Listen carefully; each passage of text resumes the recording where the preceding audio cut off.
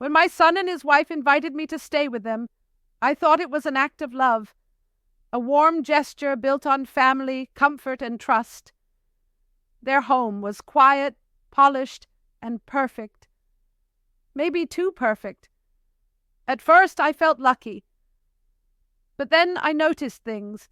The blinking lights, the quiet clicks, the way silence suddenly felt heavy. What started as a simple visit quickly unraveled into something far more unsettling. Before we dive into this gripping story, don't forget to like, comment, and subscribe. There are more stories you'll never want to miss. My name is Lauren Bennett. I was 66 years old and had spent most of my life surrounded by books, silence, and structure. I had worked as a school librarian for decades in a quiet town outside Boston, where my days were filled with pages and peace. After my husband passed away, the silence of our home grew louder, but it was familiar, comforting even. I stayed in that house until the stairs became too steep, the winters too cold, and the loneliness too thick. Then, my son Adam and his wife Jessica made me an offer. "Move in with us," they said. "You'll be more comfortable and we'd love to have you around." At first, I hesitated. I didn't want to be a burden, but they insisted. They promised I'd have privacy.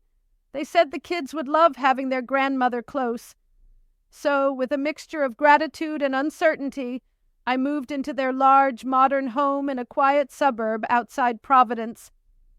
The house was beautiful, clean, white, cold. Everything had its place and nothing was ever out of order. My room was on the first floor, neatly tucked away from the family's main living areas. But the walls were thin, and the door didn't feel like a true barrier. Jessica had a way of making her presence felt even when she wasn't in the room, through subtle comments, fixed smiles, and quiet corrections about how I folded towels or used the guest soap. Still, I tried to be helpful without being seen. I picked up the kids, cleaned the dishes, and tried not to take up space. I smiled through the discomfort, thinking this was what family was supposed to feel like. But deep down, something didn't feel right. One day they told me they were going to Hawaii for a week, a couple's getaway. "We trust you," Jessica said with a smile. She handed me a bottle of wine and said I could treat the house like my own. They left with hugs and smiles. I stood on the porch, watching their car disappear down the street. For the first time in a long while, the house was mine.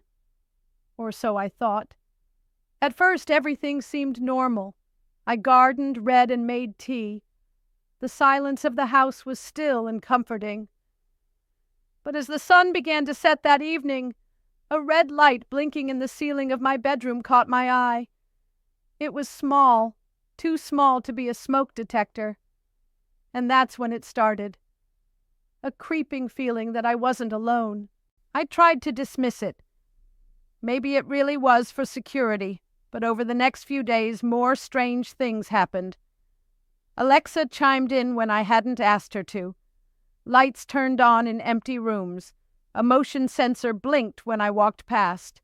And then I remembered Jessica saying, "We love our smart home. It listens better than the kids."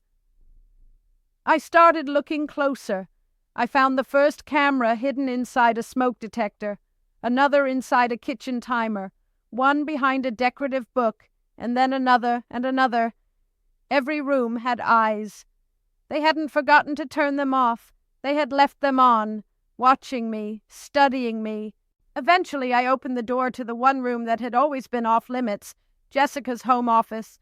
The door had always been locked before, but this time it gave way. Inside, the room looked nothing like the rest of the house, cluttered, buzzing with machines and cables, monitors blinking. I found a laptop already turned on. No password, just folders labeled footage and logs. I clicked on a file. It was me, sitting in the living room reading a book. Another showed me washing a dish in my robe. I had never felt so naked, so exposed. They hadn't just recorded me, they had tagged my behaviors. Crying, talking to herself, weird behavior. I wasn't family to them. I was data. Then I found a video of Jessica on a video call. She laughed as she said, she still doesn't realize she's on camera. It's like she's trying to narrate her loneliness. The person on the call chuckled. Jessica continued, joking about making a documentary. Portrait of the Forgotten Matriarch. I didn't cry, I didn't scream. I just sat there, numb. They didn't invite me into their home. They put me in a dollhouse, a cage, a project. But I wasn't the same quiet woman they thought I was. I copied everything to an old flash drive. Footage, logs, photos, receipts. I found printed images of me asleep, brushing my hair, crying. I stuffed as many as I could into my purse. I didn't know how I'd use them yet, but I would. I mailed a certified envelope to myself, stamped and sealed. Legal proof. Then I filmed myself in their guest room, talking directly to the only camera I left untouched. I didn't yell. I simply said the truth. I was done playing a part. I never agreed to be studied. I never consented to their experiment. I ended the video with, I have always been more than you chose to see. I sent the footage to my old friend John, a retired family lawyer. He had once said, if you ever need anything, call me. So I did.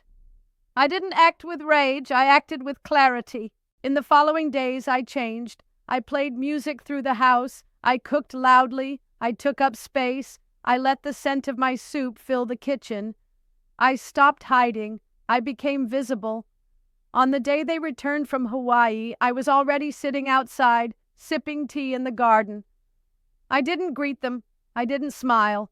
I let the photos on the kitchen counter do the talking.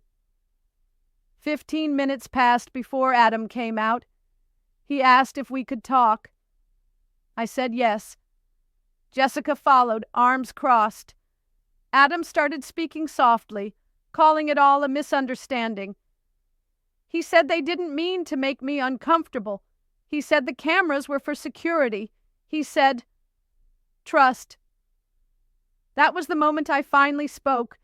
I asked him slowly if he would feel trusted knowing someone recorded his private moments for months.